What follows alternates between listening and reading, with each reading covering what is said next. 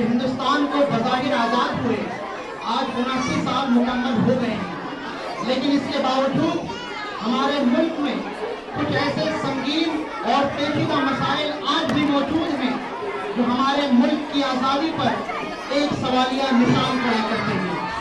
गुर्बत, महंगाई, करप्शन, बेरोजगारी, भेदभाव, अदम मसावत, ये वो मसाइल हैं जो आज हमें इस बात को सोचने पर मजबूर करते हैं कि क्या हम वाकई आज़ाद हैं, क्या हम खुद को आज़ाद कह सकते हैं।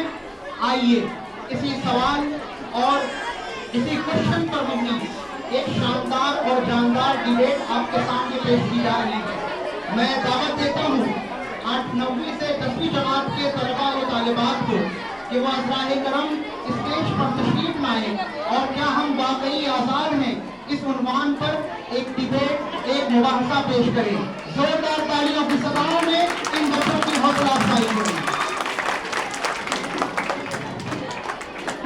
अस्सलामु अलैकुम वरहमतुल्लाहि वबरकातुहू। मेरा नाम आसिया है और मैं 10वीं जमात की तालिबा हूँ। आज के इस डिबेट में मेरी राय यह है कि आप मुकम्मल आज़ाद नहीं हैं। इसकी दलील गरीबी है जिसकी शाखें मुल्क के कोने कोने में फैली हुई है। मैं पूछना चाहती हूँ कि क्या गरीबी के साए में जीना यही आज़ादी कहलाता है। आज भी लाखों बच्चे गरीबी की वजह से स्कूल जाने के बजाय मेहनत मजदूरी करने पर मजबूर हैं। 2 वक्त की रोटी के लिए तरसते हैं। क्या यही आज़ादी है जिसके लिए हमारे इस्लाम ने कुर्बानियां दी थी। वालेकुम अस्सलाम वरहमतुल्लाहि वबरकातुहू। मेरा नाम खान रूही है और मैं 9वीं जमात की तालिबा हूँ। मैं अपने काबिल दोस्त की राय से इत्तेफाक नहीं रखती। मेरा मानना यह है कि हाँ, हम मुकम्मल आज़ाद हैं।